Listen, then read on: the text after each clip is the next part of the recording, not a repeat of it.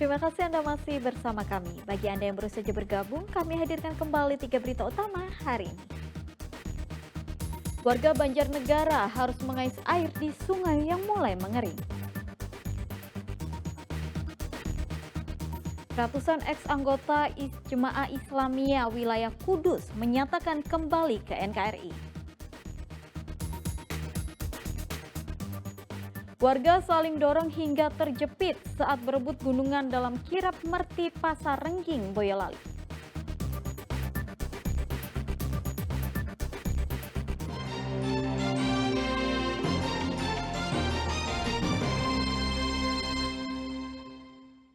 Seorang penumpang kereta api diringkus di stasiun Pemalang. Dari tas pemuda itu ditemukan narkotika mulai dari sabu-sabu, ganja, dan pil ekstasi.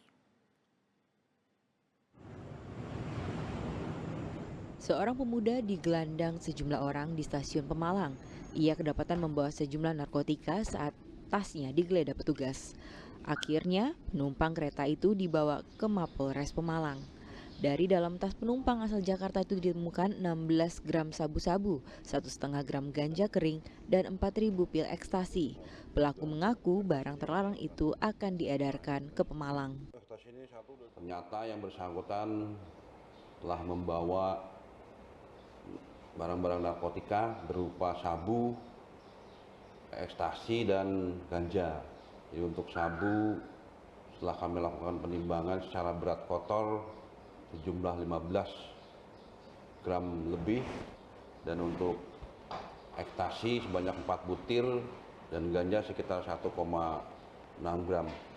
Jadi berdasarkan hasil pemeriksaan dan penggeledahan yang ada, selanjutnya yang bersangkutan atas nama HT kami amankan di Polres Panjang untuk kami proses secara hukum. Pelaku sendiri sudah masuk dalam incaran Polres Pemalang karena kerap beroperasi menjadi penjual narkoba di Pemalang, Tegal, hingga Semarang. Kini pelaku dijerat Undang-Undang Narkotika Pasal 114 dengan ancaman hukuman maksimal 20 tahun penjara. Kuncoro Wijayanto melaporkan dari Pemalang. 3 juta lebih rokok dan minuman beralkohol ilegal hasil razia selama 8 bulan di Solo Raya dimusnahkan di Karanganyar.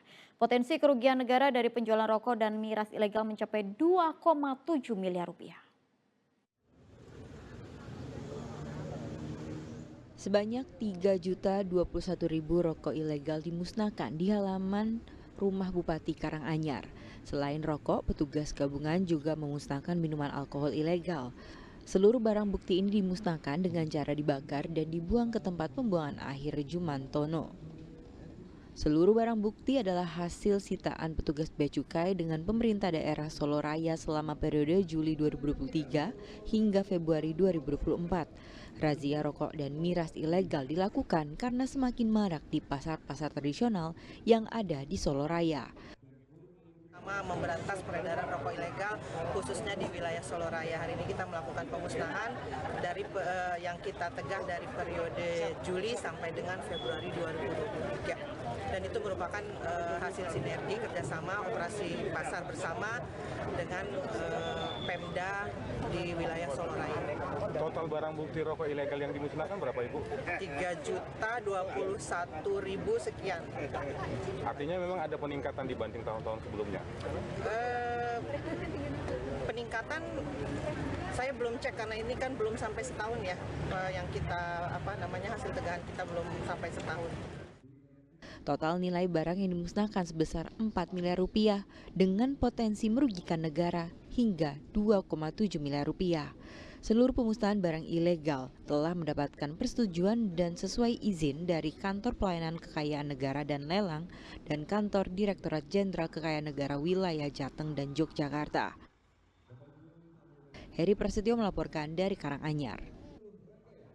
Ratusan ex-anggota Jemaah Islamiyah atau JI wilayah Kudus dan sekitarnya menyatakan kembali ke NKRI.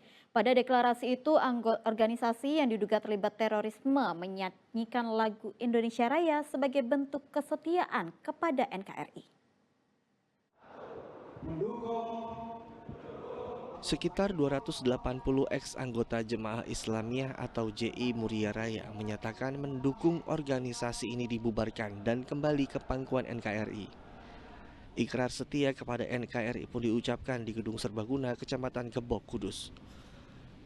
Pembacaan deklarasi dipimpin oleh Abdullah Ansori alias Abu Fatih yang merupakan ex-tokoh senior JI yang sempat menjabat Ketua Mantiki JI. Ex-anggota JI juga menyanyikan lagu Indonesia Raya sebagai bentuk kesetiaan terhadap NKRI. Di hari ini sosialisasi yang diharapkan nanti semua peserta yang pada dasarnya itu ex-anggota JI itu deklarasi mendukung pembubaran JI yang sudah dilaksanakan oleh seniornya. Jemaah Islamiyah merupakan organisasi militan Islam di Asia Tenggara yang diduga berupaya mendirikan negara Islam. Organisasi ini dianggap sebagai organisasi teroris atau korporasi terlarang oleh pemerintah. Arif Nur melaporkan dari Kudus.